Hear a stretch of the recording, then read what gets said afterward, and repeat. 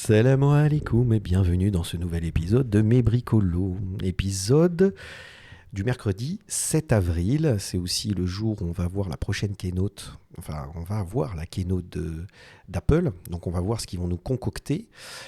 J'en parlerai ce vendredi. Mais là, on va s'attarder sur un projet que j'ai trouvé très beau, très intéressant et qui me permet aussi de parler d'un thème de la création et du design, qui est le thème du coût de fabrication et de l'effet qu'on souhaite faire. Et ce projet, je l'ai vu sur Design Boom. Alors je ferai à mon avis une vidéo de site internet que je consulte, parce que Design Boom fait partie des sites internet que je consulte pour me tenir informé de l'actualité de la création, du design, de l'architecture, etc. Il y en a d'autres, hein, mais Design Boom est vraiment bien fait. Donc j'ai trouvé l'équivalent de ce projet sur Madame Figaro, et ce projet en fait c'est la nouvelle boutique, c'est le nouveau flagship de Louis Vuitton à Tokyo. C'est un bâtiment qui est absolument extraordinaire. Alors on va parler de deux choses, on va parler de l'architecture, du bâtiment lui-même et aussi de l'aménagement intérieur. Alors l'architecte Jun Aoki a travaillé le bâtiment, alors que l'architecte Peter Marino, lui, a travaillé plutôt l'aménagement intérieur et le design d'espace et d'environnement. Donc c'est à Tokyo. C'est dans le quartier de Ginza, qui est vraiment un quartier très connu. Je n'ai jamais eu la chance d'aller à Tokyo. C'est un rêve, c'est vraiment un rêve que j'aimerais bien réaliser, mais je le ferai Inch'Allah quand tout sera fini avec cet épisode Covid. Et pourquoi je me suis arrêté là-dessus ? Parce qu'en fait, l'architecte, j'ai beaucoup aimé le travail de l'architecte de Jun Aoki. Alors on va voir justement la façade du bâtiment. Et j'ai beaucoup aimé son travail parce qu'il y a un côté très organique, très naturel. Il y a des reflets nacrés qui sont absolument incroyables. Et alors il explique qu'il s'est inspiré de la baie de Tokyo, de la mer. Et donc on retrouve complètement cette espèce d'ondulation de la mer. On voit parfaitement le côté aléatoire. D'ailleurs, je me faisais la remarque en me disant ça a dû coûter extrêmement cher de produire cette façade, parce que pour donner ce côté aléatoire qui n'est pas...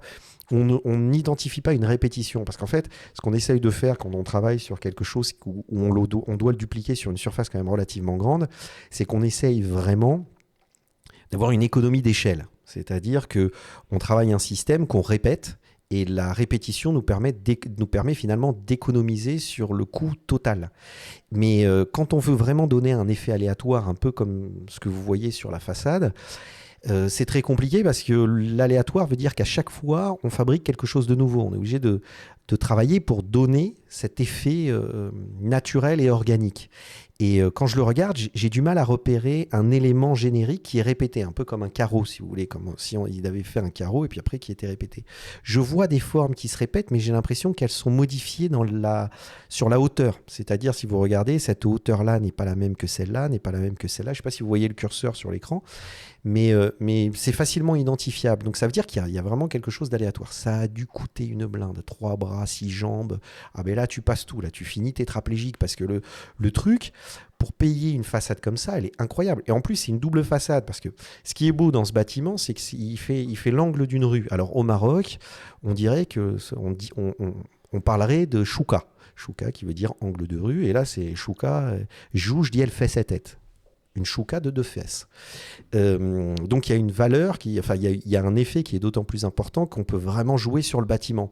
Et d'ailleurs, le fait que la porte d'entrée, alors à chaque fois je monte l'écran, mais il faut que je le fasse avec la souris, que la porte d'entrée soit située vraiment dans l'angle, donne un léger déséquilibre et accentue l'effet organique du bâtiment. Et je trouve ça absolument incroyable. Et alors après, le revêtement nacré, en fait, cette couleur nacrée, je n'ai absolument aujourd'hui aucune idée de la façon dont ça a été fabriqué. Il faudrait que je puisse être devant, que je puisse toucher la matière pour savoir comment ça a été fabriqué. Je ne l'ai pas trouvé sur le site internet, mais bon, si vous savez, pourquoi pas dans les commentaires. Mais moi, la première question que je me pose, c'est comment ils font pour nettoyer cette façade ? Parce qu'une surface brillante comme ça, pour pouvoir garder cet effet et cette clarté optique de nacre, il faut nettoyer sa façade tous les 2 jours. C'est un truc de dingue.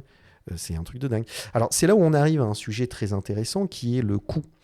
C'est vrai que l'avantage quand on travaille avec des marques de luxe, c'est qu'on peut se permettre d'aller loin dans la réflexion, dans l'effet qu'on souhaite faire, parce c'est plus confortable pour eux. Ils ont des moyens plus importants, donc c'est plus confortable pour eux. Et ils peuvent se permettre d'aller loin dans l'effet qu'il souhaite atteindre. Là, je ne sais pas si vous voyez, mais le bâtiment, le ciel quasiment, le bâtiment disparaît dans le ciel. C'est incroyable, c'est un effet absolument dingue. Donc la photo, il fait énormément. J'aimerais bien être sur place. Alors, c'est un des rêves que j'ai, c'est d'aller à Tokyo, mais je veux dire, j'aimerais bien aller sur place voir ce bâtiment parce que ça doit être absolument incroyable. Mais c'est vraiment ça. Et moi, je me souviens quand j'ai travaillé sur une scénographie que j'ai fait pour le musée Yves Saint-Laurent, c'était un peu pareil. Il y avait vraiment une liberté créative, on me poussait à essayer d'aller plus loin, à essayer de réinventer, ou en tout cas d'avoir une vision personnelle et innovante de la scénographie, en fait, finalement. Et c'était très confortable. Et en fait, j'allais dire, ce qui est intéressant, c'est que c'est proportionnel à leur notoriété. C'est-à-dire qu'en fait, plus une marque cherche à prendre des risques, à innover, à essayer de questionner euh, ce qui se fait pour apporter quelque chose de totalement différent et nouveau, plus elle rayonne internationalement, nationalement bien évidemment, mais internationalement aussi. Donc les marques de luxe ne sont absolument pas frileuses pour investir dans l'innovation. Alors que des petites marques qui, elles, devraient justement investir encore plus parce que c'est comme ça, c'est par l'innovation qu'elles qu'elle, qu'elle, c'est l'innovation qui permet de toucher un maximum de gens parce que tout d'un coup, vous distinguez de l'existant. Ça, c'est des discussions que j'ai souvent avec mes clients quand on doit faire des choix. Parce que les deux paramètres qui sont coût de fabrication et innovation, souvent, on en baisse un pour en augmenter un autre, etc. Parce que l'innovation coûte cher vu qu'on est les premiers à les faire. Mais en même temps, l'innovation apporte de la notoriété. Donc, mais aussi, ça coûte cher. Donc, comment on fait? Vous voyez, c'est quelque chose d'assez important. Donc, je montrais cette façade parce que non seulement elle est belle, mais en même temps, en termes de fabrication, elle doit être sacrément complexe. Et ça me permet de mettre en avant cette idée-là. Après, alors je parlais de l'entrée justement. Alors là, on voit vachement le côté nacre. C'est incroyable. Puis le détail de la finition, regardez au niveau du sol, la plinthe, comme elle est extrêmement bien faite. Et le verre qui est totalement arrondi. C'est un truc de malade pour avoir un verre comme ça rond sur une hauteur aussi importante. Je vous raconte même pas la galère. En plus, ça c'est du verre Stadip, plus que Stadip à mon avis. Ça doit être du verre blindé de je sais pas quoi. Donc vous imaginez même pas. Et il faut pas qu'il y ait de buée là-dessus. Donc il doit y avoir vraiment tout doit être calculé. Donc c'est absolument incroyable en termes de technique. Mais l'effet est dingue. L'effet est juste dingue. Et après, on arrive sur l'aménagement intérieur qui a été fait par cet architecte américain qui s'appelle Peter Marino. Peter Marino. Et Peter, bon, ben, moi, je trouve ça plus basique. Alors, certes, il y a de l'idée, c'est-à-dire on retrouve un petit peu l'idée générale de la façade, mais je trouve que là, pour le coup, on est sur quelque chose de plus générique, de plus facile. On voit que le mec a travaillé sur l'outil informatique parce que pour faire ses effets de bois, alors ça a dû coûter une fortune parce que même si on le fait en plaquage, pour avoir cette linéarité dans le revêtement de bois, c'est absolument dingue. Le garde-corps en verre avec ces verres pliés, c'est aussi fou. Mais je trouve que ça me parle moins, quoi. Il y a moins de cette efficacité esthétique que peut avoir la façade. Alors, en fait, clairement, il a repris les thèmes de Jun Aoki, l'architecte qui a travaillé le bâtiment et notamment la façade pour avoir sa propre lecture et sa propre interprétation de l'intérieur. Mais je trouve ça basique. Alors après, autre chose, c'est qu'ils ont travaillé sur le restaurant. Enfin, toujours cet architecte américain a travaillé sur le restaurant parce que dans ce bâtiment, il y a 4 étages, je crois, qui sont des étages de vente et le dernier étage est un restaurant. Alors, je ne savais pas forcément que Louis Vuitton faisait de la restauration, mais voilà, ils ont travaillé sur un restaurant, donc on revoit les thèmes. Mais bon, moi, je trouve ça plutôt basique. C'est-à-dire que honnêtement, il n'y a pas grand-chose qui me...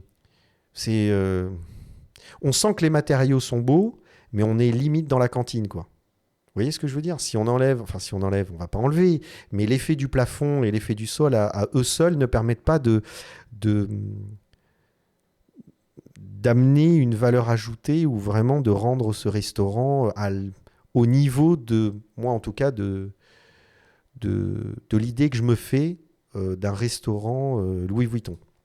Et d'ailleurs, il y a un article dans le Journal du Luxe qui parle de ce restaurant et qui parle uniquement de ce restaurant. Alors moi, ce qui m'a intéressé dans ce travail du restaurant, ce sont les meubles. Ce meuble est absolument incroyable, je le trouve magnifique. Et en faisant mes petites recherches, j'ai remarqué aussi que d'autres meubles étaient exposés dans le bâtiment de ce nouveau bâtiment, cette nouvelle boutique de Tokyo, et notamment ces meubles. Donc en fait, en faisant mes petites recherches, je suis tombé sur différents meubles, donc celui-là, et je me suis dit, tiens, c'est intéressant. Et j'ai appris que c'était des meubles Louis Vuitton. C'est-à-dire que Louis Vuitton a une gamme de mobilier, possède une gamme de mobilier, propose une gamme de mobilier à ses clients. Et je trouve les meubles très beaux. C'est-à-dire que pour le coup, vous pouvez aller voir sur leur site internet, ils sont vraiment beaux. Il y a vraiment un côté, un petit clin d'œil, un petit décalage. D'ailleurs, je trouve que le travail, je mettrai le lien pareil dans la description pour ceux qui sont sur Apple TV, vous ne le verrez pas apparaître, donc il faudra aller voir sur ma page YouTube pour aller voir la vidéo, mais pour les autres, vous l'aurez qui va apparaître en haut là-haut. Je mettrai le lien sur la petite vidéo que j'ai fait sur Virgil Abloh, qui est le directeur artistique de Louis Vuitton. Mais je trouve que ce qu'il fait dans le vêtement m'intéresse très peu. Mais par contre, le meuble, je ne sais pas qui est le DA, mais je trouve ça très très bien. J'aime beaucoup ce meuble-là, je le trouve très élégant, très beau. Alors il y a un petit peu... Il y a plein d'inspirations qui cohabitent dans ce meuble, mais je trouve ça franchement magnifique. Le choix du tissu, ce décalage de la matière, de la couleur, je trouve ça beau. Je trouve ça beau. Et on revoit, donc on voit ici... alors il y a plein de choses, ça aussi c'est intéressant en cuir, parce que il y a ce meuble-là qui est conçu par Marcel Wanders. Alors je ferai une vidéo sur Marcel Wanders parce que j'adore ce designer. Mais j'aime beaucoup aussi ce meuble et je vais cliquer dessus parce que je le trouve absolument incroyable. Il y a vraiment tout quoi, sur le terme de la symbolique, de l'image, de ce que ça inspire, etc. C'est magnifique. Mais alors par contre, je ne sais pas si vous avez vu les prix. 76 000 euros quoi. C'est-à-dire tu choisis entre une Range Rover, la Range Rover, je sais pas quoi, quel modèle, toute option ou le fauteuil Bulbo quoi. T'as une caisse là devant toi. Il y a des gens qui peuvent se le payer. Si on regarde la chaise longue de Marcel Wanders, on est à 30 000 euros. Alors que si vous allez la marque de Marcel Wanders, il est DA de la marque Moy, vous trouverez des meubles pour beaucoup moins cher de Marcel Wanders qui sont aussi très très très très beaux. Et vraiment c'est quelque chose, mais franchement je trouve que même si les prix sont, en tout cas en ce qui me concerne, inatteignables, je trouve que la proposition esthétique est très intéressante. Voilà, je trouve ça très très intéressant sur ce qu'il propose en termes de design de meubles. Voilà, donc je voulais faire cette petite vidéo sur cet événement. C'est l'inauguration de cet espace Louis Vuitton à Tokyo a eu lieu le 20 mars, donc c'était vraiment il n'y a pas très longtemps. Donc je voulais faire cette petite vidéo parce que je trouvais ça très intéressant et ça me permettait aussi de pointer du doigt cette différence quand on travaille avec des clients qui ont les moyens ou qui ont l'habitude. C'est aussi ça qui est intéressant et on le verra quand on parlera d'Apple, qui ont l'habitude et qui ont la culture de l'innovation et de la création. Tout d'un coup, ça permet de proposer des choses très innovantes et de proposer des créations qui ont un vrai impact, qui ont une vraie sensibilité et un vrai impact chez les clients, les consommateurs en règle générale, quoi. Donc voilà, je voulais parler de ça. Voilà, donc n'hésitez pas à laisser vos commentaires, à partager la vidéo. Alors il paraît, j'ai vu ça, on m'a dit que plus on laissait de likes et de commentaires, plus ça permettait aux vidéos d'être diffusées. Alors faisant ces vidéos du Maroc, elles ne sont pas forcément... les robots de YouTube ne permettent pas forcément de les mettre en avant, donc n'hésitez pas. Si vous trouvez ces vidéos intéressantes, ça pourrait plaire à d'autres spectateurs. Voilà les amis, donc je vous donne rendez-vous ce vendredi pour parler d'Apple. Et puis, à très vite. Salam à tous. Bye.